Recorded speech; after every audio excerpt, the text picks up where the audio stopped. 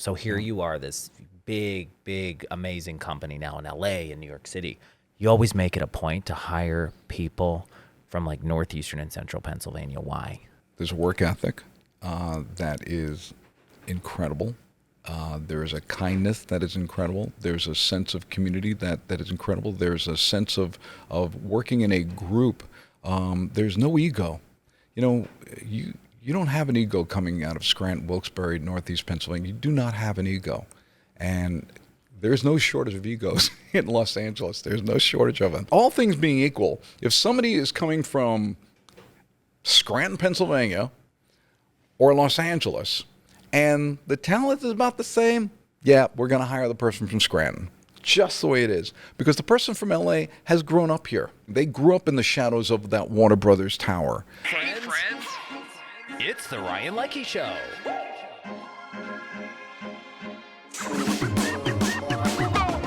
Welcome to the Ryan Leckey Show.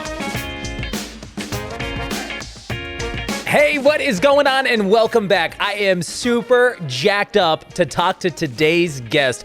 Let me tell you, if you've ever watched, say, a talk show, a syndicated show, this is an episode you want to tune in because the mastermind behind some of your favorite television shows, say the Kelly Clarkson Show, Live with Kelly and Mark, all those promos you see on TV that's like, you gotta watch tomorrow.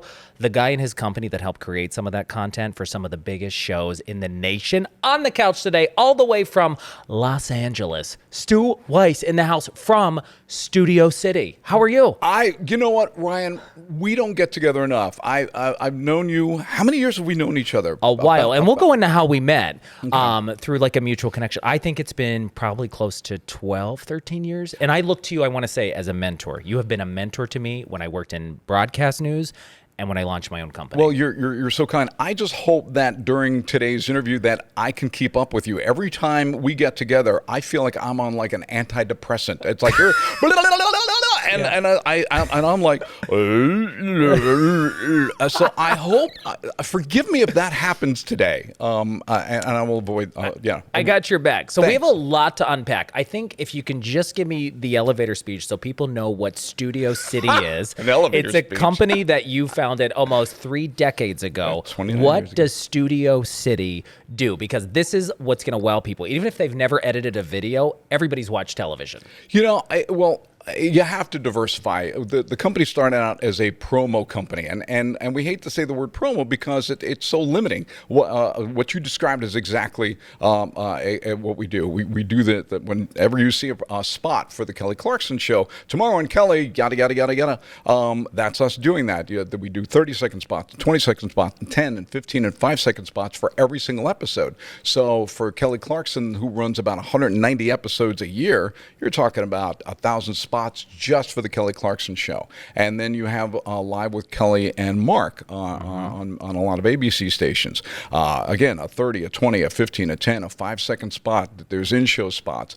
So there's 6, 7 spots every single day being produced for that show, which runs 252 episodes a year. So there's about 2,000 episodes. So I guess last year we did like 10,000, 13,000 spots for various talk shows, court shows, what have you. And you've worked in the past for some big shows that some are still around and some, like The Business, they go away. You've worked with the Ellen DeGeneres Show. Yep. And then some. And we're going to talk about the magic and how you cut promos and how you pick those sound bites. Because in the day and age where everybody has the attention span of a hummingbird, me especially, you have to create content that's going to grab people really quick. And Right. I'm going to talk about the magic. I'm going to get inside your head with that. But I want to back up and get to know Stu Weiss before you started Studio City. Wow, you sure you want to go here? Yeah, we're gonna go way back all right. because I want to hear about how your career sort of in television started. But where initially were you born and raised? And walk me through your journey. As we go through my journey, am I paying you $250 an hour for this No, session? you're good. Or we're good? You're Okay, good. I'll be your therapist. But go ahead. Go ahead. Born in Brooklyn, I am so proud to be from Brooklyn because there's something in the waters around Coney Island, I don't know what, where so many, and again, Barbra Streisand's from Brooklyn, and Woody Allen's from Brooklyn, Paul Simon's from Brooklyn. I mean, there's so many people that from Brooklyn. To be among those people. By the way, I am a grain of sugar compared to all the people that have come from there. I love the fact that I can say I was born and raised in Brooklyn, New York. I'm a Mets fan, and I, you can't take the boy out of Brooklyn. But I'm not going to say the year. If I say the year, it's like, oh my God, he's old. But we moved to Scranton, Pennsylvania. And my life changed forever. I got to sample what a big city was growing up, obviously in Brooklyn, and then got to sample Middle America, kind of. Even though Scranton's not Middle America, certainly, but it's got the nuances of it. There's an ethic here that is so different. There's a work ethic here and a kindness ethic. Not that New York is unkind, but there's just familiarity. There's a closeness. There's a community in Scranton that is just unmatched, and I love saying I'm from Scranton. I love saying I'm from Brooklyn. And then I went to school at Mansfield University. That's what they call it now. I don't know what they call it now because it's now combined with Bloomsburg and Lock Haven. But back in the day, it was Mansfield State College. That's where I graduated from, and that's where I was in radio. Before, though, how did you get to Scranton, though? Like, why did your family leave Brooklyn? Here you go. And my therapist. Oh, so mom and dad got divorced. Yeah. You see, there's to a lot of humor. There's got to be darkness. Yes. Mom and dad got divorced, and as soon as the divorce was final, mom said, "Okay, kids, we're leaving Brooklyn." It's like, where are we going to go? And so we looked at the map. We thought, well, okay, you can't move east because that's the ocean. Grazing a family in the Atlantic Ocean, probably not a good thing. So we decided, okay, let's move west. Well, New Jersey was not an option. I'm not going to do any Jersey jokes, just New Jersey wasn't an option. And the next big city outside of New York was literally, we looked at a map and it's like, hey, let's try this Scranton thing. And that's literally how we wound up here, just looking at a map. And then, I don't know, I somehow became, and I wish I knew how this happened, I became the halftime show announcer for the Mid-Valley Spartan cheerleading squad and the band, for the band and cheerleading squad. I was up there in the booth going, and there they are, the Mid-Valley High School Spartan cheerleader thing. And that became a radio career. That started I began that at WBRX in Berwick. I don't think that station exists anymore. 1280 on your dial. And then another radio station I worked at here in Scranton, a WARD radio. Which was owned by this legendary personality in the Scranton-Wilkes-Barre area, Jim Ward, was back in, if you check this out, back in the 70s and 80s, he was a huge legend, an amazing man, gave me the opportunity of a lifetime to work at his radio station, WARD, which was located at the time in Pittston, and I just worked at all these different radio stations. I went to college at Mansfield. My advisor said, okay, you know everything there is to know about radio, time for you to get into television. And it's like, well, I don't want to be in television. He blackmailed me, and I had to do an internship at the station WBNG in Binghamton, New York, about 60 miles north of here. That about right? They said, okay, welcome to our television station. What would you like to do? I don't know. I don't even want to be here. I don't want to be back on a radio. I was perfectly happy being a disc jockey. Because at the time, radio was everything back then. And TV was, I think, just starting to start building this power, right? But I mean, radio was it. Yeah, radio was it. You had kind of like social media is today. That was radio back then. This is radio, right? Yeah, having this one-on-one communication, you and I, and I love that. But you know. So you go there and what do you do? An internship? You said. I did an internship. He put me on a bus to Binghamton, New York. I did an internship at the CBS station up in Binghamton, WBNG, big station. And I get there, and the general manager says, "Welcome to the station. What would you like to do? What would you like to be in the sports department? I don't think so. Yeah. You want to be in engineering? I'm really not that handy. You want to be in? I mean, he was coming up with all these different places where I could go, and it's like, you want to be in ad sales? I don't know, advertising. Why don't you go in the promo department? This guy in Binghamton, New York, at this television station, defined my career. I didn't know what I wanted to do in television. I didn't want to be in television. He puts me in the promo department at the station. Next thing you know, we've been doing promos now for a couple of decades. Yeah, but so you were technically like at a news station, right? A television station? Television station, So you right. start cutting news promos. News promos, children's programming promos, mostly news. And then back in the day at 4 o'clock and 5 o'clock, they used to have reruns of old TV shows. MASH was in syndication, much like they do now, much like The Simpsons are in syndication. They had that back then, and I was cutting the promos for those syndicated shows. I just thought that was kind of fun to be in Binghamton, New York, and cutting promos for MASH, which at the time was a huge television show. So it was a little bit of news, a little bit of entertainment, children's programming, all what have you, and then sent the resume out to a blind box. Wound up in Dayton, Ohio, at an ABC station there. Back up really quick though to Binghamton, because your roommate at the time in Binghamton. Yeah, we have to. This is now coming back to saying, how did I meet this guy who built this amazing multi-million-dollar company from LA, now in New York City? It's been, I mean, you're bi-coastal. Tell us about, this is the person who introduced me to you, just said, you got to meet this guy. You're super creative. You need to connect with Stu Weiss. So while I love WBNG TV in Binghamton, hey folks, at the time they were paying me $8,700 a year. $8,700 a year. My salary was like $140 a week. Now I'm really dating myself, because now you say, okay, what year were they able to get away with $140 a week salary? Yeah. Cut me open, count my rings. And so, of course, I couldn't afford an apartment on my own, so I was looking for a roommate, and this knucklehead shows up at my door, and his name is Carl Abraham. And we started talking. It's like we just instantly connected, and I love this man to death. I love Carl. Same, and I hope he listens to this podcast, because Carl Abraham was my news director at WNEP TV, the ABC affiliate based in Scranton, Pennsylvania.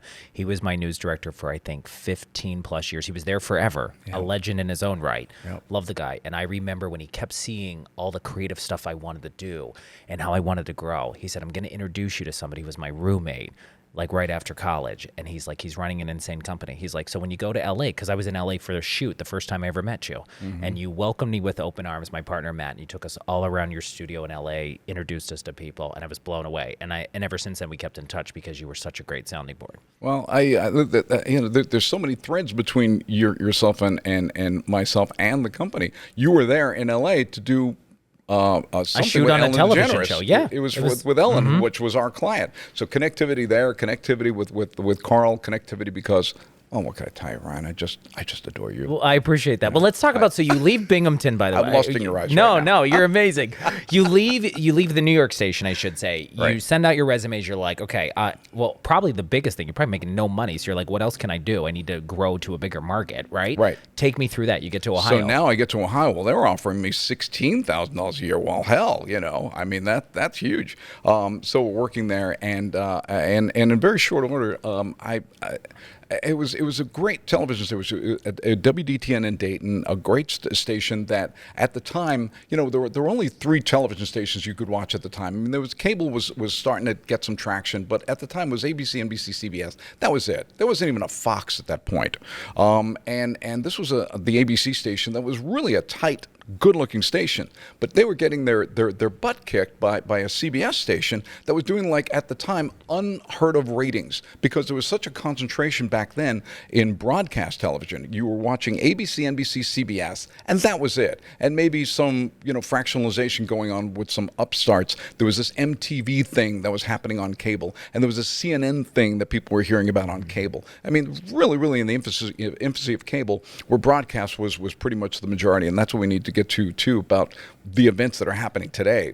Remind me to get back there. Yeah. Anyway, so here it was, the CBS station doing like a 60 rating, 60 share, and this poor ABC station doing like a 15 share, and it's like the ABC station was so much better. Anyway, it was a great opportunity. Won a couple of local Emmy Awards there. Somebody in Los Angeles saw my work and then hired me away at what became the Fox affiliate in Los Angeles. So you leave there and you go to do promos at another television station that has newscast, et cetera, right? So Correct. You're still like in the news side of it. Right. There it's heavily news. That's right. At that time, there was the 8 o'clock news on Fox 11, and that was their big prime time offering to the LA market. And I was there for about 2 years, and it was a difficult period at that time. I'll just leave it at that. It wasn't my favorite job at the time. There was just the personalities who were there are no longer there. It's a whole different station now. But I really was desperate to get out, and I knew that the work I was doing was maybe not being appreciated, and maybe would be appreciated elsewhere. So what did I do? I sent a resume out, and at that time you would send a portfolio reel out, a videotape of. Was this on VHS? What was it then? Was it wasn't beta VHS, tapes? It was like beta tape. Yeah. Three-quarter inch tape. For anybody old enough to know what three-quarter inch tape is, it was on that. I sent one reel to ABC. I sent one reel to NBC. I think, one of those networks will hire me. I'm sure they will. Look at my work. I mean, I was just, I don't want to say I was I was certainly confident in my abilities. So I sent it to both networks, and Ryan, both of them offered me a job. So, I'm 26 years old. I'm going to take both of them. So literally, I worked from 9 to 5 at NBC in Burbank, and then got my 1980 whatever, what was it called? It was a Mercury Lynx. I'll never forget my Mercury Lynx Ford Escort. Took it over the hill to Prospect Avenue. I'm sorry, to Vine Street in Hollywood, where ABC was at the time. And I worked at ABC doing their promos from like 6 p.m. to 2 a.m. and then rinse and repeat. So you literally were working two jobs. Literally working two jobs. And in the day and age, did they know you were working at two stations? Because that would never fly today. Because the non-competes It could fly today if you're freelance, and that's what I was. At the time, I was a freelancer, so you can work for multiple places if you're not under contract with any one of them. So I'm 26. What the heck? I've got the energy to do it, and that energy lasted about 6 months, and it's like, no, I got to stop this. And so I found myself being, at the time, a little more successful at NBC than I was at ABC. I was getting what they call first cut buys. You would edit a spot. Your boss would look at it and go, okay, this is good enough to air. Let's get it up on the air. ABC at the time, it was a little more difficult. I wasn't quite clicking with them creatively. It took me maybe 4 or 5 tries to get a spot on the air. This is KABC you were at in LA? This is, I'm sorry? KABC? No, this is ABC, the network. The network. Yeah. Just wanted to clear that up. Okay. I'm sorry. Yeah, no, NBC, the network, and ABC, the network. And again, why not? I mean, if both networks are offering you a job, how do you say no to any of them? Let's talk about your role, though, because I want to point out, it's not like you just wrote a few scripts. You did everything when it came to the promos, right? You were editing promos, copy, writing the copy, like the whole 9 yards. Because you literally, because that was sort of like you built it from the ground up. That was your foundation from even New York, Ohio.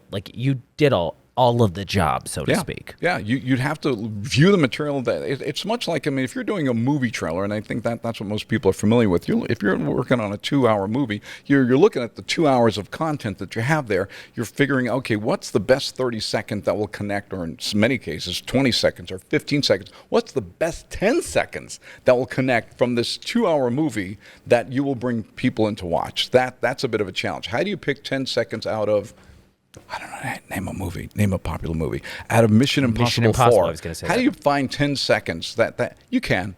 You can. People are doing it, and they're doing it very, very well. I want to dive into that more. How do you do it? Because you've done it with The Ellen Show, Kelly Clarkson, Live with Kelly and Mark, and the promos that hit on television. When I see them, I think of you guys, and I'm like, man, that was a good soundbite. What's the magic behind it? I want to get in your head. I think the first thing you need to know is who are you talking to? In other words, what is the audience? Who is specifically the audience you're trying to get to watch this show? For an Ellen DeGeneres show, which again I think that's a good starting point, because that's what most people a lot of people have watched that show. We could talk about it, not on the air anymore. But the Ellen DeGeneres show is obviously focused on women 25 to 54. That's the sweet spot for advertisers. Then that's where success comes from. It's not. There's a household rating, which is everybody watching television, but advertisers are spending money with an Ellen DeGeneres show based on a certain demo that they're able to reach. CNN, for instance, reaches adults 25 to 54, so men and women 25 to 54. So that's why you're seeing a lot of pharmaceutical ads and what have you on a CNN. In the case of an Ellen DeGeneres or a Kelly Clarkson, they're focusing on women 25 to 54. So now looking at the material that you have to work with in that lens, knowing that you have to get women 25 to 54 to watch the show, what in that hour is going to connect with that mom who's 54, or that grandmother who's 54, or that young mom who's 24, or single woman who's 24. So I think now all of a sudden your lens is narrowing to how you're gonna and so what appeals to them is it about romance? Is it about love? Is it about relationships? Is it about comedy? What's a common situation that women 25 to 54 have come up that they will find humorous in this. Sherry Shepard is one of our clients currently, and dear God, she does such a great job of connecting with women 25 to 54. She is so relatable in so many, and she's so physical in her humor. She's so broadly talented. It's such a privilege to work with her and Kelly Clarkson, of course. And they know exactly what they're doing. Then they know they really make our jobs easier because they know exactly who they're talking to. So there's a whole, treasure of sound bites and moments that you could pick from those two shows, along with Kelly and Mark, as you're trying to go for that audience. I'm going to come back to that, but then how did you ultimately? So at the time, I want to come back really quick. You were working at ABC and NBC, the networks, still doing promos. Yep. Walk me through what happened that you eventually said, you know what, or who talked to you that said you need to go start your own company. It's funny. I gave up the job at ABC. I just couldn't do it. It was great. It was wonderful fun. Thank you, ABC, for the opportunity. And I'll come back to that because we're working with ABC today every single day, and we're working today with NBC today. That's the irony of this whole thing. Today we work with NBC with the Kelly Clarkson Show. Every single day, we work with ABC on the Live with Kelly and Mark show. So here we are, how many years later, still working for those two major, wonderful behemoth clients. What was your question? How did you ultimately, I guess, leave the network to start your own company, Studio City? I want to get to the story. How did Stu Weiss start a company that had people working off of milk crates and computers? You know what's so funny about my career, Ryan, is you give me way too much credit for what I have done and what I've accomplished, when in fact it wasn't me at all. I am a puppet. I swear to God, I am a puppet. There have been people around me that have been pulling my strings to say, you need to go here, you need to go there, you need to go here. But the right people. Thank God for the right people. Dr. Vernon Lapps at Mansfield State College in 1980 said, you're done with radio, you're going to learn about television. I didn't want to go to television. He decided I was going to work on television. Then I go to Binghamton, New York, and this guy, Bob Olin, E-O-L-I-N, tells me, says, well, you can't figure out what department you want to work in television. I'm going to put you in the promo department. He decided that. I didn't decide that. He did. So then I'm at NBC for 8 years. I became vice president of creative services, and I go to my boss and said, I think I'm going to leave at the end of the year. He said, well, what will you do? I said, I don't know.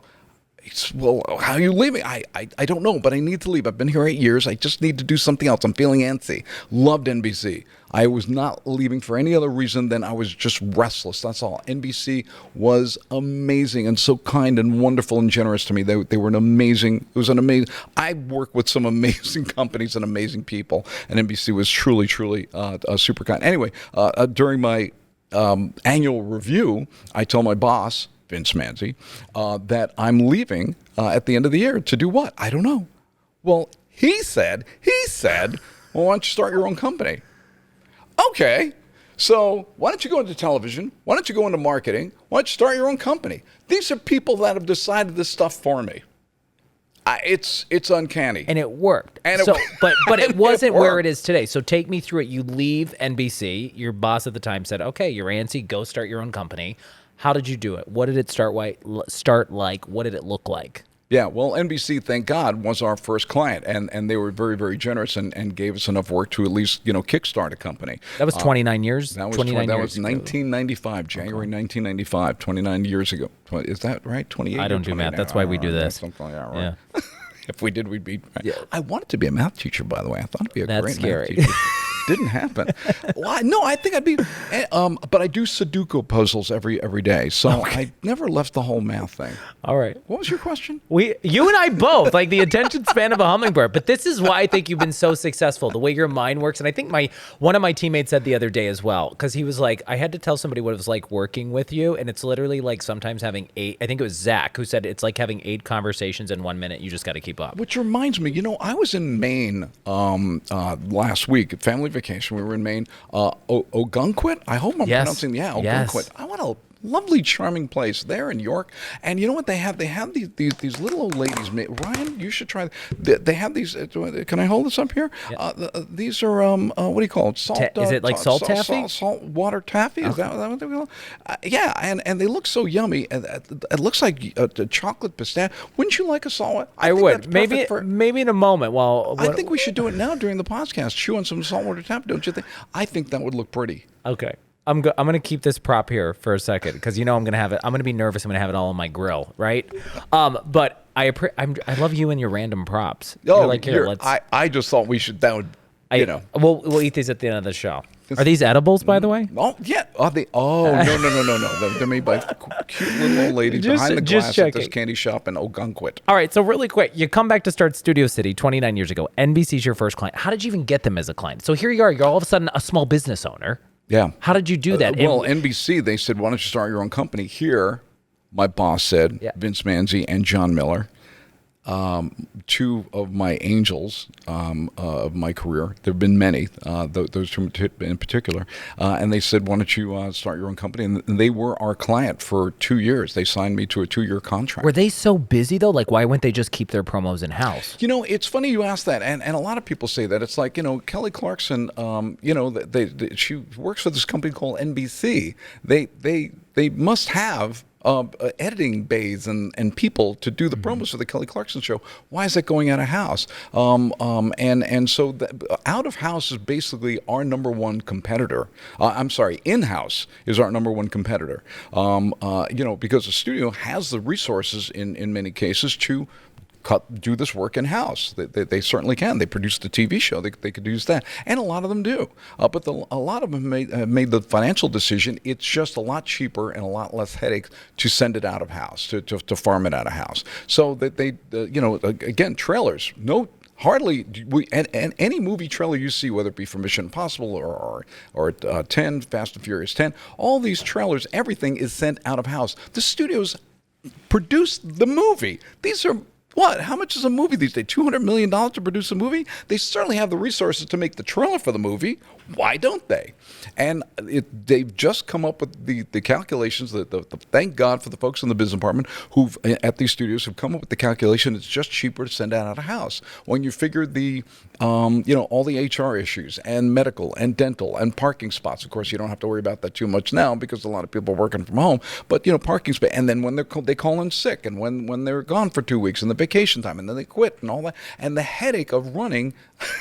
Believe me, I know. Running a marketing agency is just, let's just give it to somebody else to worry about that. And so we've priced ourselves at a price point that makes it competitive, that a studio will say, is it cheaper to go out of house, or cheaper to keep it in-house? And thank God we've been able to keep our price point at a point that it says, yes, it is cheaper to go out of house. And thankfully, we have a relationship with all these studios to know, what is their threshold of pain, and what is our threshold of pain? Because, the margins are really, if you want to get into the business side of things, it's really tight. Even like American Airlines and all the airlines, they're all like operating at a 1 or 2% profit. Now, when you're dealing with an agent, an industry like that, you're talking, of course, millions of dollars. And for us, we've been able to, not get rich. I mean, I'm not. Can I do that? Go ahead, hit your coffee. I mean, go ahead. I love these people. This was $1.69. Look at the size of this thing. It's 10 cents tax. It was $1.79. McDonald's is one of my favorites. So for people who are listening to this and they're not looking at the video, it's your little McCafe. So go ahead, take a sip. It's not a little one. It's a big one. This thing deal. would be $7 at Starbucks. It's $1.69. Gotta love. Anyway, the margins. You don't need a sip, or are you good? I actually go ahead. Ask me a question. I'll fill time while you do that. I'll tap dance. I think coming back to when you started the company 29 years ago, how many people were with you in the first few months? And what did the office look like? Walk me through that. Oh, wow. It was myself and Peter and Phyllis and Scott and Mel. There was 5 of us. And it stayed 5 of us for about a year. And we were operating on edit bays that were literally on milk cartons. We found milk cartons outside of a Vons, and that became are not like what you have here. These offices are wonderful, but we were literally operating. We put our TV sets, our video monitors, and our keyboard on planks of wood, and milk cartons. What did you edit on? What kind of software back then? At that point, well, and we still edit on it today. Avid, it's called Avid, AVID. Amazing software. They have kept up with the times. Now, don't ask me too much technical. I don't know how it works. I don't even know how to turn one on. And thank God we have. Back in the day, you did it all. So you go from 5 people. How many employees do you currently have today in 2023? We've gone to about 100, and now we're about 50, 55. So all right, and I want to come back as well to how the sausage is made, how you make the promos, because I think what's so fascinating, Studio City, you guys embed some of your own people. You put them in the shows. They go like to the show every day, right? What happens if you were a promo producer for Studio City, say on Live with Kelly and Mark, Live with Kelly, or the Kelly Clarkson show, Sherry Shepherd? You have somebody in the control room when the show is being filmed, right, taped, right, and they're doing what?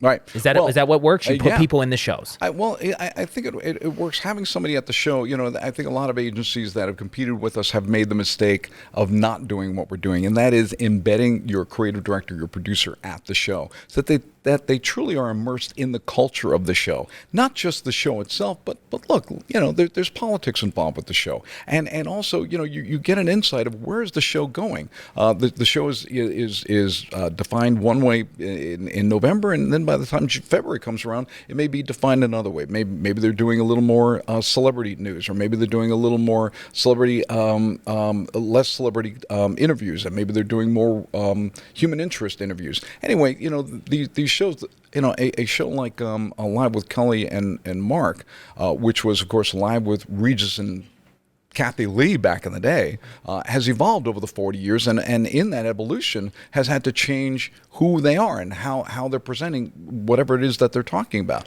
So their balance of human interest and celebrity and what have you, that's evolved over the years. And so it's important for our creative director to evolve with the show, so that they know where the show is going, so that they know how to the marketing message. We worked on, I'm trying to think of one show that I could talk about, Ellen, because she's not around. Ellen was a great opportunity for us to work. There was a couple of things that you could and could not do. For instance, Ellen, being vegan, was very, very protective, God lover of animals. And so when Thanksgiving would come around, and so for this show, we would, of course, put the little Thanksgiving bird, hey, get ready for Thanksgiving with this show, and get ready for Thanksgiving with that show.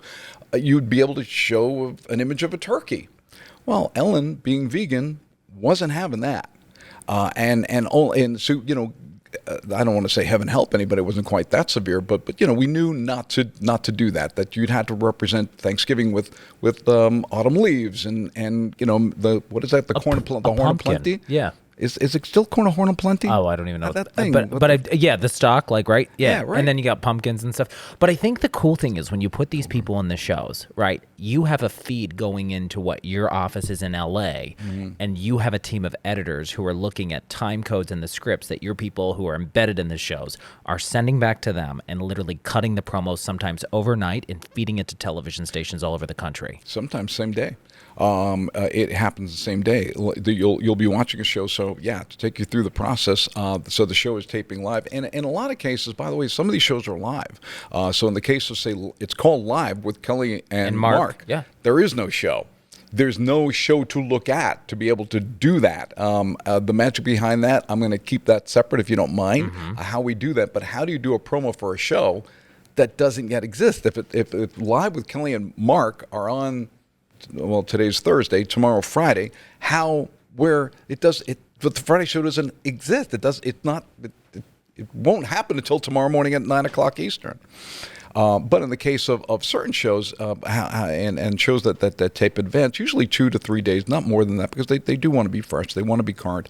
They want to be in with what's the word I'm looking for? Oh, trending. They want to know exactly what's going on when people are talking about. So anyway, the show will tape, say, I don't know, pick a time, 2 o'clock in the afternoon. A lot of show tapings happen at 2 o'clock in the afternoon. The creative director will be in the booth with the director and with the executive producers, what have you. And a lot of times you'll hear the chuckling in the booth and you'll go, okay, note to self, that's a moment maybe to stick in the promo. The executive producers are liking it. The director's liking it. Maybe it's a good idea politically to put it in the spot, but also, hey, it's really funny, and it's a great moment. If it's working for them, the toughest critics on this show, it'll probably work for the audience. So they kind of help, but believe it or not, in a way, by hearing their reaction to it. Anyway, so the show is taping 2 to 3 o'clock. We're recording it in Los Angeles, at Studio City. So as the show is ingesting, where the editors are going to be able to work on it after the show input. So that's 3 o'clock. So by 4 o'clock, they actually have the material to start editing with. And so the creative director is actually writing the script as the show is happening. It's like, well, there's a great moment that this guest star number 1 said. There's a great moment that guest star number 2 said. There's a great moment from the human interest element, the cooking segment, whatever that segment is that happened there, or the person that won, I don't know, $1,000 gift card because of some wonderful thing that they did for their community.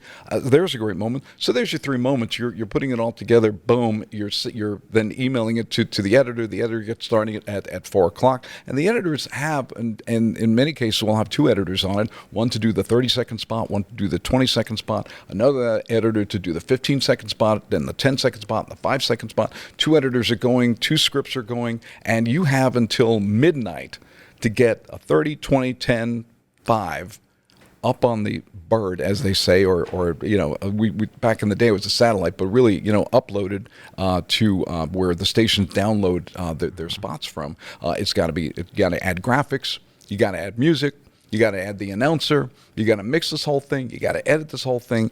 It is incredible what our editing team and our production team is able to do on a daily basis. And I'm always fascinated by this now that, I have my own media company, right? And we're cutting commercials and we're cutting social media content. How many people do you have vetting that stuff? Like, what is your process, right? So you have scripts that your team inside a show like Live with Kelly and Mark might write a promo.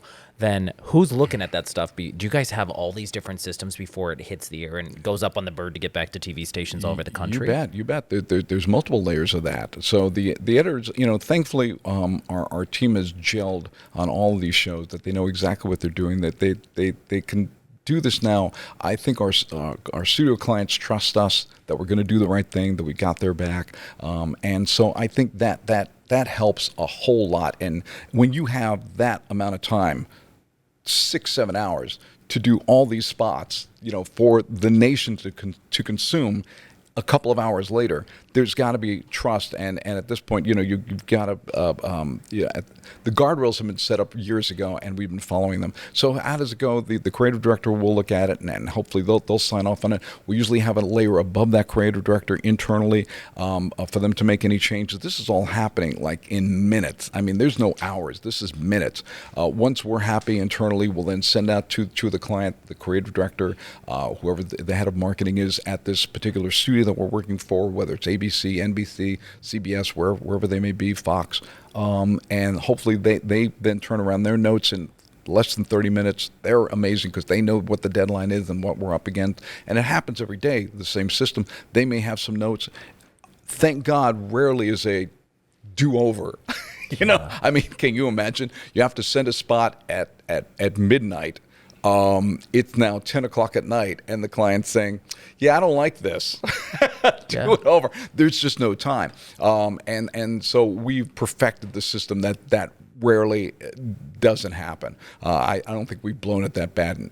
Where's some wood in years? Where's some wood? That's good. And I was going to say, I think the other thing is when people are listening to this, you've worked with so many celebrities, so many big shows, and everyone's like, what's the tea? What was this person like? You guys have like NDA, signed confidentiality agreements. So I just wanted to be transparent. If people were asking me to ask like, hey, what was so-and-so like to work with? I heard she's a real or he's a real.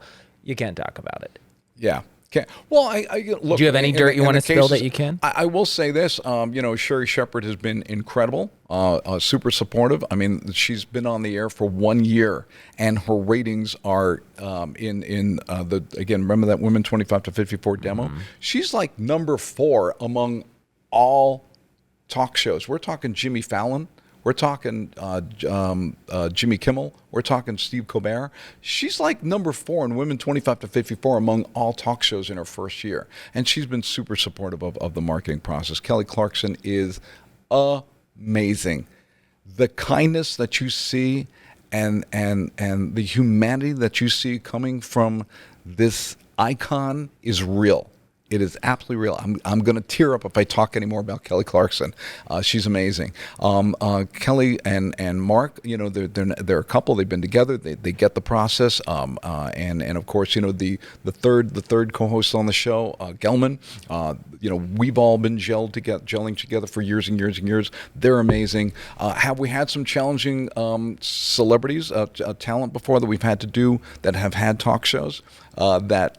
I don't want to say we regret working for them because they were successful shows, but they were a challenge. There were some people in our past. I mean, not everybody is going to be easy to work with. That's life, right? I mean, you could work at a restaurant. You're not going to like everybody you're working with at that restaurant. Totally get that. And so this is the same here. But we've been fortunate to have some amazing people to work with. Dr. Drew, an amazing person. I can go on and on. I don't want to start a list here because I'm going to be omitting people that we loved. I think the big thing we want to point out, so from talk shows, right, you're doing sort of promos for television shows, right, pulling out the best of the best to capture people's attention. You knew, though, like, you just couldn't stay in the promo world. You guys have diversified so much to shooting shows. You have produced a season or a couple seasons of Hoarders that air on A&E. You launched a show on Discovery Plus called High Design, which I watched that, and it was all about, it was really cool, though. It was a great vibe. Tell me why that was so important for you guys, or who comes up with these concepts? And then you take over, like, the marketing and other stuff for the New York State Fair. Like, it's amazing how many hands you have in all these different places. I think it's the culture of the company that has helped this evolution and this broadening of what we do.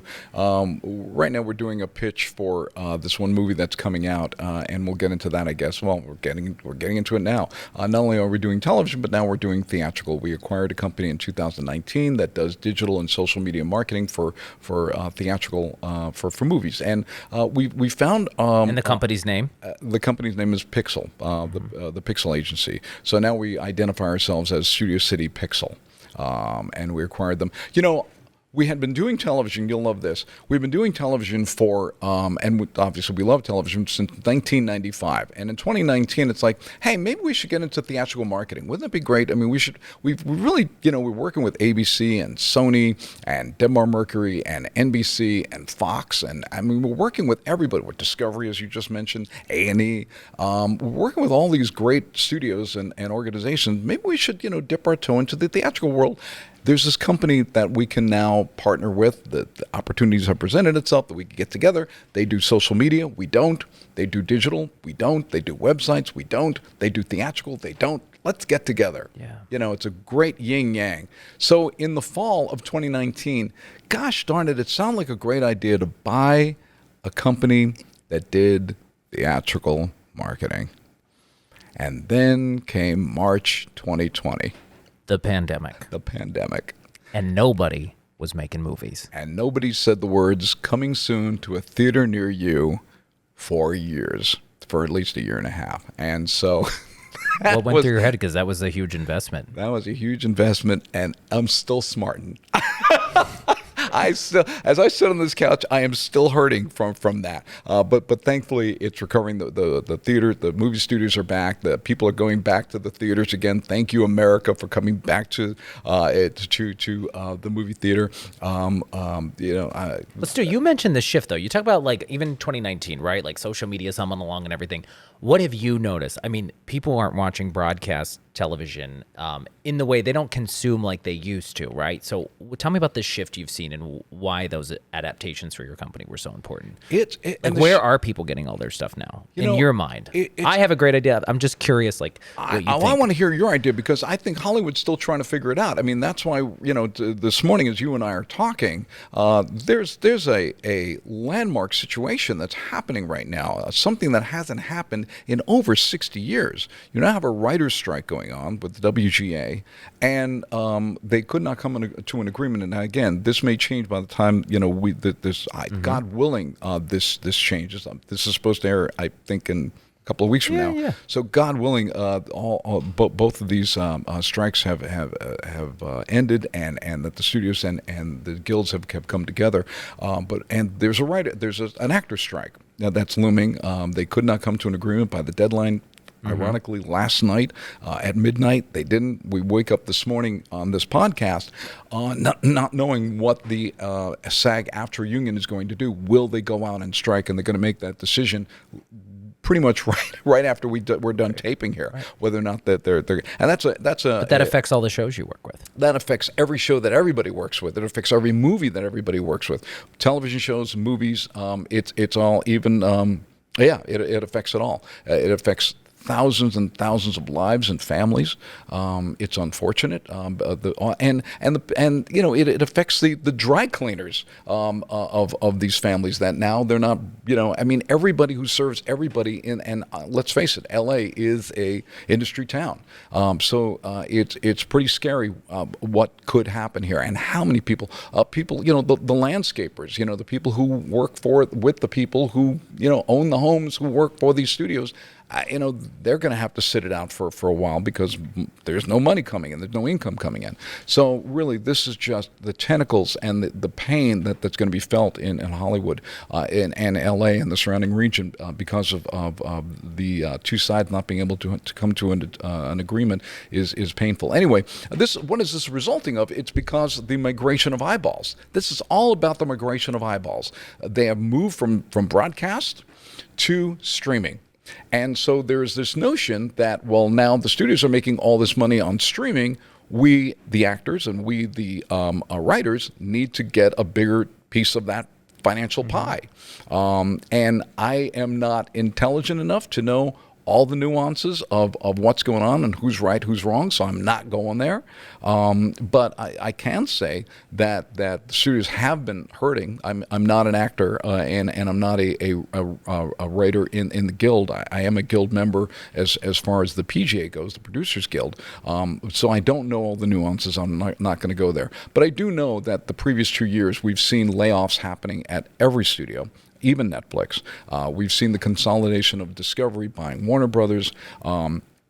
We've seen that powerhouse organization, Disney, laying off 7,000 people. So obviously there is a financial crisis going on within the studios preceding this strike. And so now I think the studios are, like, where's the money to come from? I think is what their position is. And the actors are saying, well, you have all this money coming from streaming. But I think the studios are saying, well, yes, there is money coming from streaming, no doubt about it. But we lost all this money on broadcast. The eyeballs aren't there anymore. So it's not like there's all of a sudden millions of people that came down from a planet that are now consuming streaming. No, they left broadcast and they're going over to streaming. It's the same number of eyeballs. They've just migrated from one platform to another.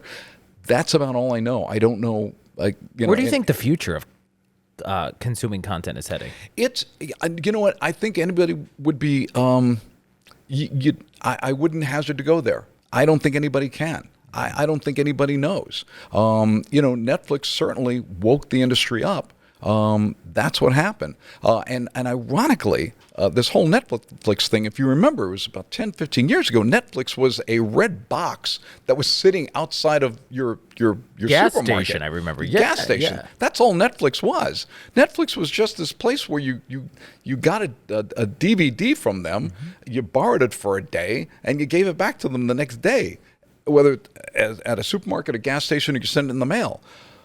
Now, if you remember, bigger than Netflix was this thing called Blockbuster. Yes. Remember that Blockbuster thing? Well, here's what I don't understand. So Netflix was this little startup that was competing with Blockbuster that was doing the same thing and on a grander scale. Blockbuster goes away, Netflix becomes this giant. Now, here's the ironic thing about the whole Blockbuster Netflix thing. CBS Paramount owned Blockbuster. How come they didn't become Netflix is the head scratcher here. And you wonder what went wrong? Who missed that? And so I think, Netflix taught broadcast, Universal, NBC, what have you, CBS, Paramount, ABC, Disney. It's like, wow, they've got a great business model here. We can do that and better.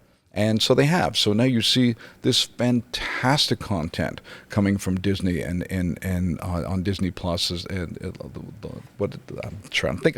What is that Star Wars thing that we just saw? That well, there's Disney Plus, there's Netflix, there's Hulu. Well, and Hulu's owned by ABC and other concerns. But yeah, you've got Netflix, you've got Apple Plus, you've got Amazon. Obviously, Amazon Prime's gotten into the game. But thankfully, all the studios have gone into they took the Netflix model and improved on it. There's NBC, Peacock. There's CBS, which is Paramount Plus. There's ABC, which is Disney Plus. Who am I leaving out? Fox is kind of Disney. So all the studios now have. HBO is Warner Brothers. Well, now it's Max. I'm just trying to keep up with all the changes, and I'm amazed you're so dialed in. That's exactly right, and I think everybody's trying to keep up with it. So I think to guess what's going to happen a year from now, I don't think anybody would hazard to guess where the eyeballs are. What is spooky is, you ask anybody under the age of 40, you have a room of 50 people with people under the age of 40, and you ask them, how many of you watch ABC, NBC, CBS, Fox, the traditional broadcast or cable? And good luck trying to find some hands. It's YouTube, it's Instagram, it's TikTok. So I don't know, and I don't think anybody does. So I wouldn't. I'm not going to answer that. I just don't know. Yeah. And there's a million other roads we could go down with that, but I want to get a little bit more personal now with you. So as you're navigating all of these, changes, right, from working in like television news, and then you go to the networks like ABC, NBC, because you've done promos for like Law and Order, those TV shows, right? Mm-hmm. You've done some of that. Tell me about like where you sort of found Stu, because obviously you and I go to the same church, and what I mean by that, we're both gay. Right. When did you come out? Tell me about that, and what was that like back in the, did you do that? Did you come out in LA? Did you come out in Ohio? Because I'm curious, because I think you're such an inspiration for people who can find themselves and live out proud and be so authentic and live your dream. So this is the rainbow flag part of the interview. Okay, I'm waving it. Here we go. It's about to get real gay. Go ahead. Yeah, it was first of all, when do you know you're gay, right? When do you realize it at 5? Do you realize it at 18? Do you realize at 25? When do you realize it? So that's a whole personal thing, and there's not enough money and enough time that I could spend on this couch to figure out when that happened. Mm-hmm. But professionally, certainly living in and not to be disparaging about Dayton, Ohio at all, but certainly Dayton, Ohio, and being gay in the mid-'80s, maybe you want to just stay in the closet a little while longer, and so I did. And then I didn't want the whole, again, when I had moved to Los Angeles in 1984, and in 1984, Los Angeles was faced with a crisis, and as the entire world was, AIDS. Mm-hmm. And so gosh, this is going to sound awful, but I had a career that I needed to focus on, and I didn't want my sexual identity to be muddled with my career. I just needed to be successful. That's all my focus was on, and I didn't want anything to stand in the way. So, right or wrong, I just stayed in the closet. I just did. I didn't want to get into those murky waters of the gay thing, of the AIDS thing, and whatever homophobia might be lurking in the shadows to prevent my career from taking off. I just didn't want, I needed to be successful. That was the most important thing to me. And I figured once I'm successful, I can be free then to tell people who I really am. But I first need to be successful. I first needed to have a strong foundation. Gosh, I'm surprised I'm telling you all this, because I've never verbalized all this to anybody. There you go, an exclusive on the Ryan Leckey Show. So it wasn't until I found my footings professionally that I felt, okay, I can let the world know that the truth now. Because along the way, I had heard many homophobic things being said in my presence, with the person saying these things not knowing, hey, gay person here. They had no idea. I at the time, and people will find this highly offensive, and forgive me anybody who hears this term, but straight acting was a thing back in the 80s and 90s. People in my position had the option to be straight acting, and that's what I chose. Again, career, success. That's all that mattered. Let me get to a place where I can be successful, and then I'll come out. So in 1991, NBC made me their vice president of creative services. And days later, it was like, I'm coming out. I want the world to know. And that's, man. How'd that go? I brought my boyfriend at the time to an NBC retreat. It was a company retreat in Florida. I will never forget this. It was in, of all places, Disneyland, Orlando, Florida, an NBC retreat. And I'm there in the swimming pool with the boyfriend at the time, and we're cavorting around, and jaws are dropping all over the pool about, wait, Stu, what? Wait, Stu, what? Stu, what?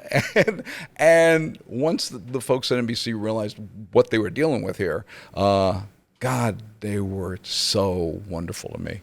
They were so wonderful. They were amazing. Isn't that great? Because you look back and you think, why the hell was I so scared? Why did I wait so long? You know, I get where you're coming from. Once I'm successful, and I have to say, right, like even when I came out in my mid-20s, things were a little bit different, but still, I was or at least I thought I betrayed the straight newscaster. But then when I came out, people were like, yeah, that's fine. Okay, you want to go to lunch? People were so supportive, right? I want to say viewers were supportive, but you still had the haters here and there. But I think working in the industry and entertainment and television, people are so much more accepting of all sorts of stuff, right? Did you feel that? They are. You know what? Show business. I gotta say, not everybody. You gotta be careful about that, because not everybody. Some people will still let it get in the way. In their decision making, and it's. I will say my personal experience has not been that. My personal experience, I mean, I think our company's record has spoken for itself. We've won several Emmy awards. We've won several. Now I can't think of the name of the award, but we've won several industry awards, and I think our work has spoken for itself. So the whole issue of a gay-owned company. In fact, if you go to the Studio City's website, it says right there, member of the National Gay Lesbian Chamber of Commerce. It's right there. And so we recently got a certification as well, and we're proud of that. Congratulations. Yeah. Wow. And I think it's important. I think to have multiple voices in your company, right, is so great to have different voices at the table.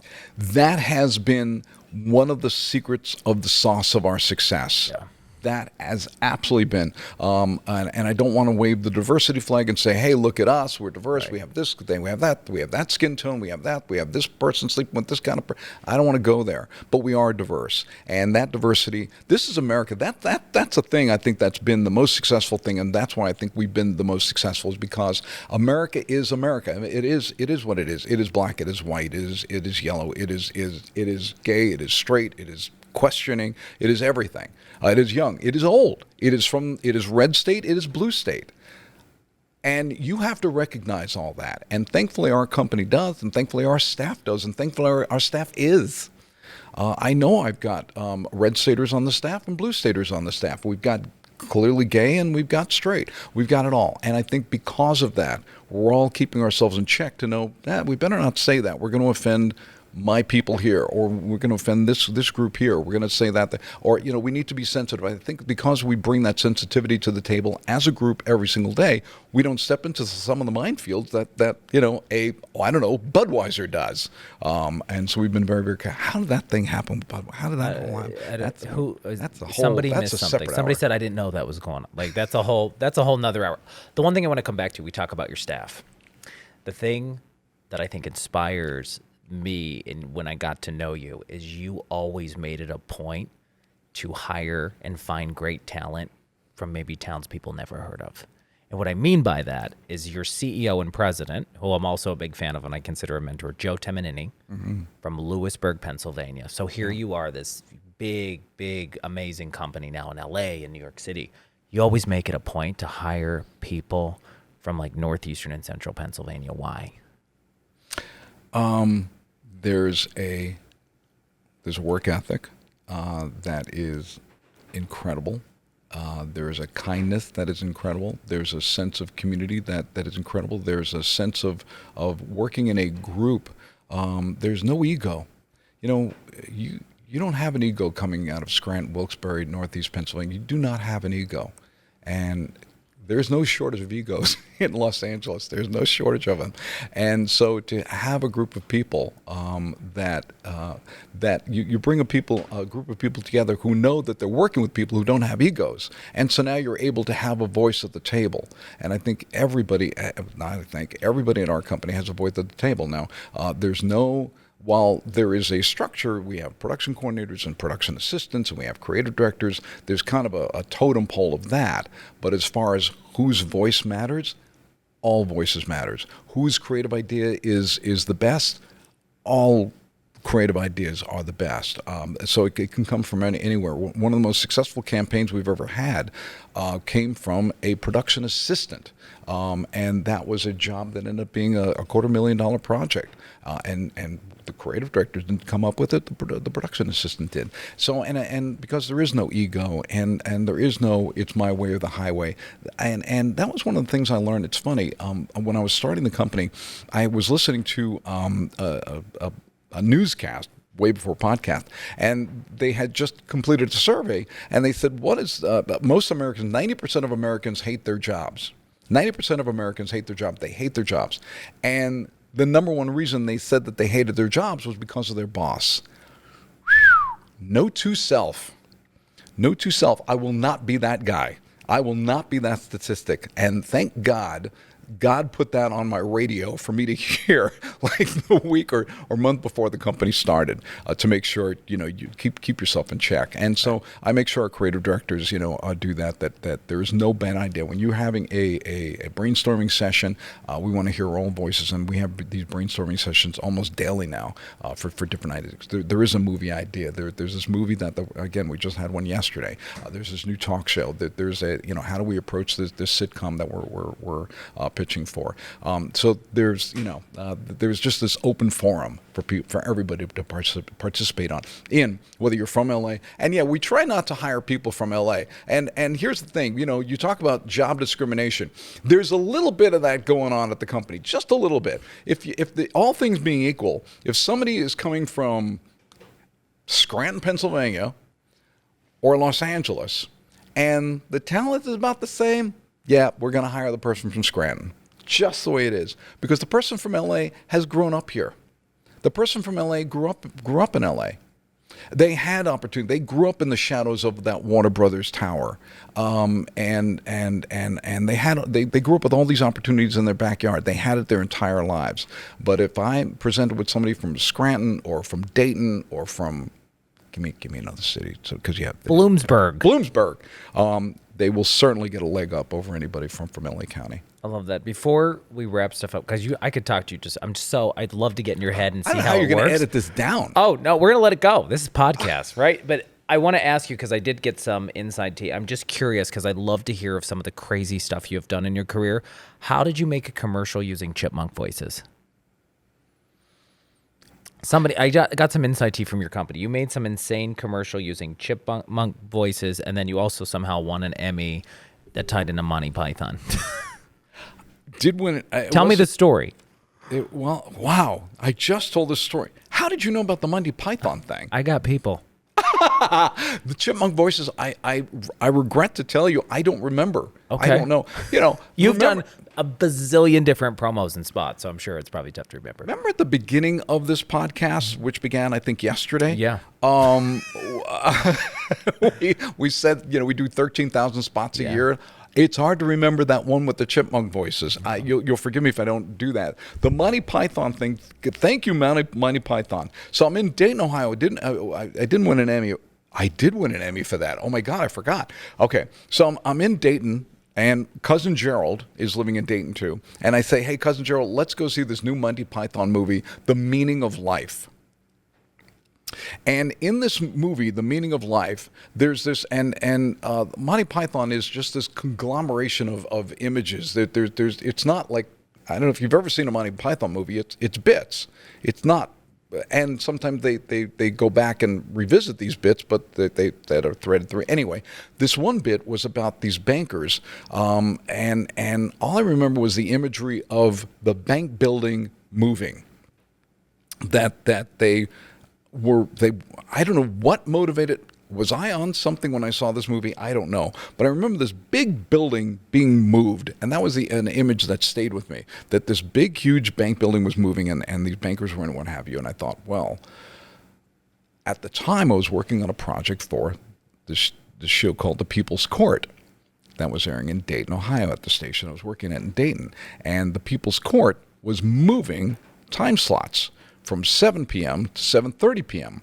So I had to let the viewers in Dayton, Ohio know People's Court is moving. So I don't know, put together a train set or something. I don't know how I did, but we built this courthouse over green screen with a crane and keyed it over scenes of Dayton, Ohio. And we had this building literally moving through the streets of Dayton, Ohio, because the People's Court was moving. It was a courthouse. Anyway, it won some local Emmy awards, and that is the spot that got me hired at KTTV in Los Angeles. That is the spot that took me from Dayton, Ohio, market 47 at the time, to market number 2. It was a Monty Python movie. See, even that idea wasn't even mine. Everything that's happened in my career was not my idea. It was somebody else's idea. It was Dr. Laps. But you executed it, which is really cool. That's the part. I think before we wrap up, you have done now, oh my gosh, so a bazillion trailers for some of people's favorite television shows with an amazing team. You have launched syndicated shows, right? You think High Design on Discovery Plus. You guys have expanded. You took over, kind of partnered with a company that does websites, social media, and everything else. The New York State Fair handling their marketing and their insane videos and everything else. What's the one thing Stu Weiss has always wanted to do that you haven't yet? Oh, wow. Wow, that's huge. You know, Because I do look at you, and I mean this sincerely. I look at you as a creative genius. Well, and I mean that. Like, when I see how your head works and when I ask you questions and the ideas just come out, I'm like, God, why did I think of that? That's genius. What do you want to do? You're very kind, and we need to get you a sedative or something. We'd know. I'm sincere about that, but what is the one thing because do you plan? I mean, 29 years of Studio City, but I mean, probably close to 30, 40 years just working in the industry, right? Television, entertainment. But before you retire, or when is retirement? But what is the one thing you say, I want to do this, or I want my company to do this, that you haven't yet? I've always wanted, when I remember, I went to Mid-Valley High School. Hello, Mid-Valley Spartans. I went to Mid-Valley High School, which is right in this neighborhood. What are we? We're right in our Jessup community here in Jessup, Pennsylvania. Yeah. You live in the Mid-Valley School District, which is another. Yeah. See how the threads we have. You live in, and you lived in an apartment that's like probably a few streets from my house at the time. Yeah. So many threads. It's like 6 degrees you and of I are separation. like a sweater. There's so many threads between us. So what is it? What did you ever say? I want to do this, and I didn't do it. Even when I was there, I was the school newspaper. I was the editor of the school newspaper. We had a newspaper back then at the Mid-Valley High School called The Source. I don't know if they have it. If they don't have The Source, you kids at Mid-Valley High School, you better start that newspaper back up. But at the time, there was a group in Scranton that I believe was kidnapping kids in the area and inducting them into this. Inducting is not the word.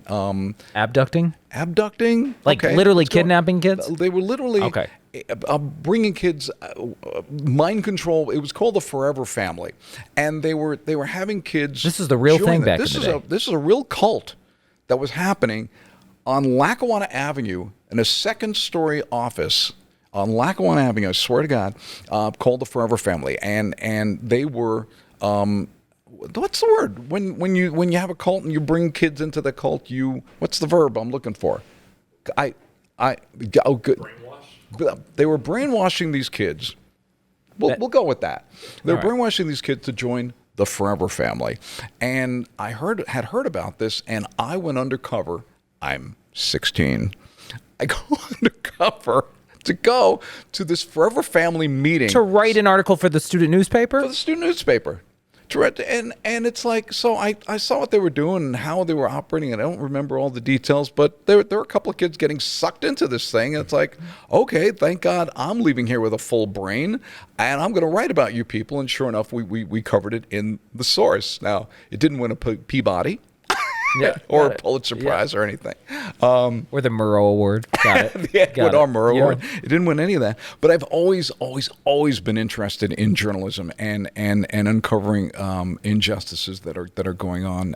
And that is something I always wanted to do, to get, To make into a television show? Documentaries. Yeah, I would love to do that. I really would. Just to uncover some of the nasty stuff that's going on. We've been prevented from saying a lot of things, and because a lot of advertising dollars don't want things revealed, and so they have not been, and they've been kept under wraps. And I would like to have the freedom to now go out there and expose some of the things that some of the injustice, just not fair, that what's happening to certain people and certain groups within our society. And I would just like to kind of expose some of that and use my talents for something good.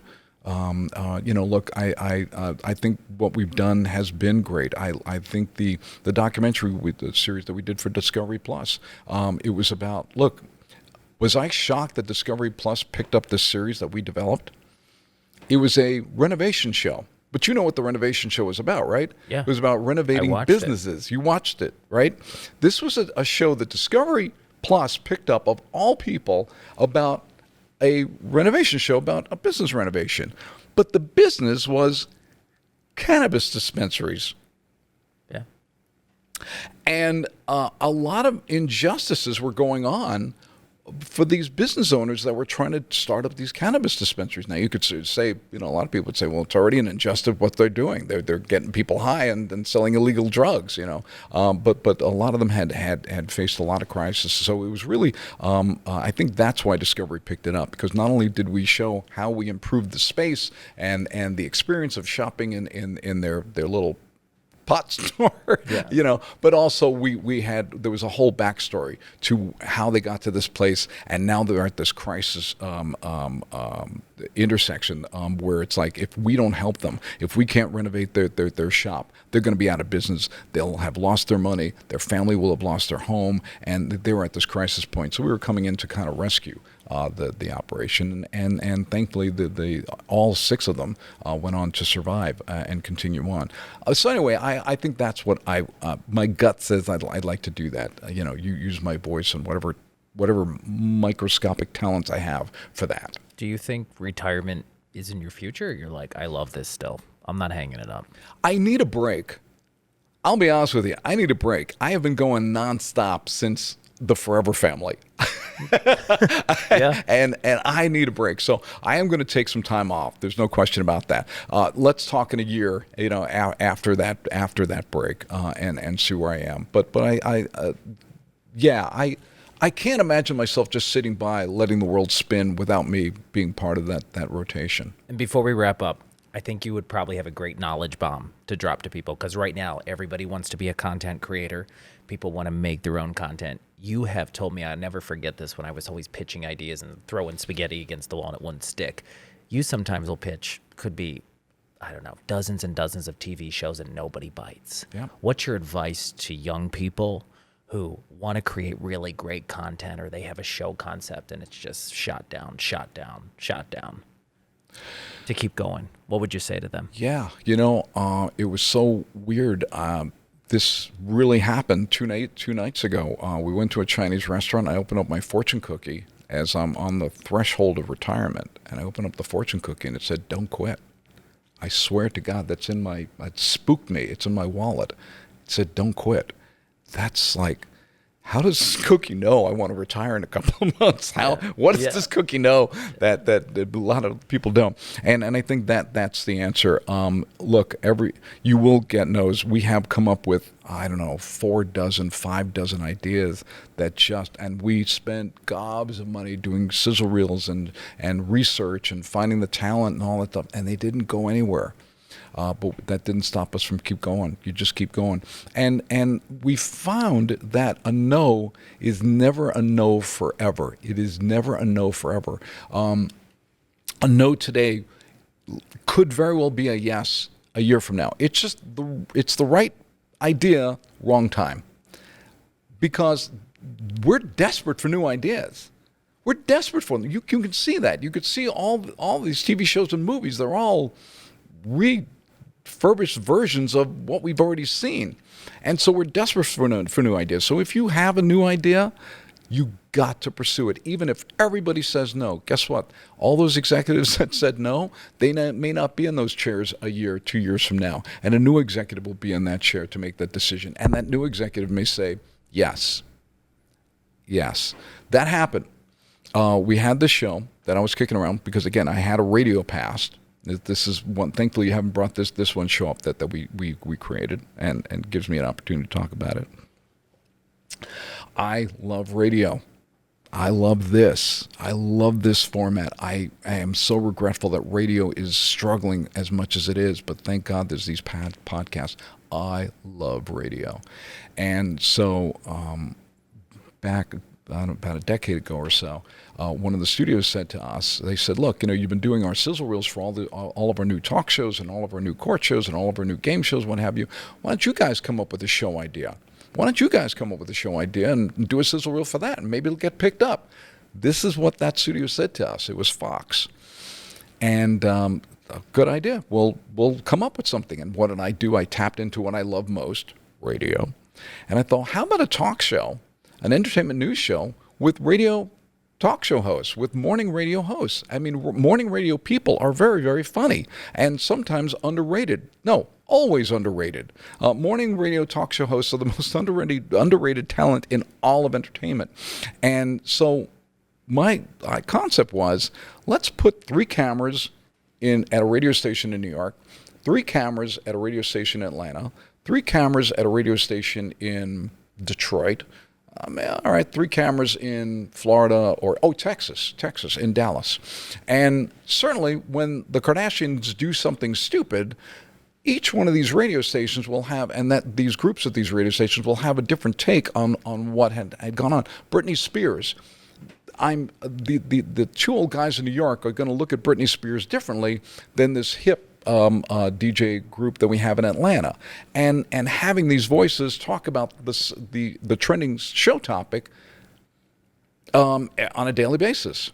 And the show idea was canned by everybody.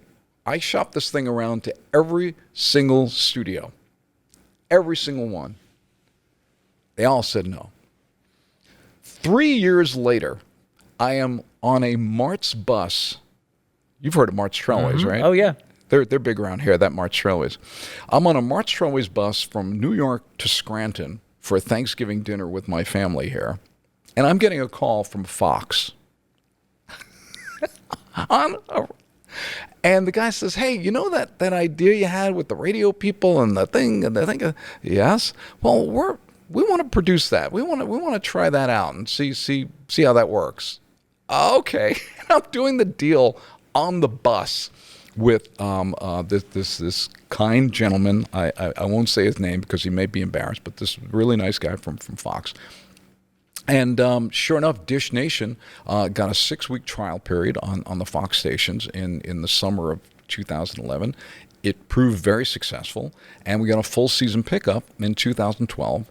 And Dish Nation is approaching its 3,000th episode, still on the Fox stations today. And the name of the show? Dish Nation. See, it's a show. There you go. It's the show you never heard of that's been on the air for 13 years. It's Dish Nation. It's on nightly. Maybe it's not in every market. I'm not sure it's on in this particular market. Did you guys own all the rights to that show? We signed those away. We did. Dish Nation was that's the thing. We came up with a concept that it's best not to own that, because if you say something, I don't know, litigious, when you're talking about, I have a funny feeling if we said something about the Kardashians that was not true, that was false, they could afford better lawyers than we could True. That was my thought. I thought, I don't think we want to have that kind of liability. Now, Fox may be able to take on the Kardashians if something like that were to happen. Certainly, Little Studio City couldn't. You're like, here, so it was best let's just sign that off. Yeah. But you did it. You guys take that. You And got it's your still show. in there today. So the bottom line out of that, you were told no. 3 years later, somebody said yes. Yep. Good and stuff. And this has happened time and time again. It has happened. They've all said no, and then they call back. There's another show now that everybody said no to. Lifetime call. Let's develop it, and we were developing that series for them. At the end, that was a no. But no, you just no is not no forever. Any final thoughts? You were amazing. I'd love to get in your head today. I think I learned more about you than what I thought I knew. Well, first of all, thank you for the privilege of sitting down literally on the couch with you and spending this time with you. I adore you. I think what you've done to bring your brand and your personality and your heart and your spirit and your soul to this community the way you have over the years, and to earn the respect for a person in your position. You are a kind and a wonderful and proud man. And I adore you, and thank you for this opportunity. I'm gonna start. Look at me. I'm all like I must mean it. That means a lot. I appreciate that. Especially from you. You're pretty wonderful. We're gonna end this now because we're gonna need some Kleenex. No, but this has been great. It's been. Look, I grew up in a trailer park in Scranton, in Taylor. It was called Taylor Village. We lived at 65 Alban Lane in Taylor. In the 70s, and so this is a kid from a trailer park, and I'm telling you, anything's possible. Don't let the bastards get you down. Just go for it. It will happen. Stu Weiss from Studio City. Thank you so much. Thank you. You're amazing. And I'll catch you next time on the Ryan Leckey Show.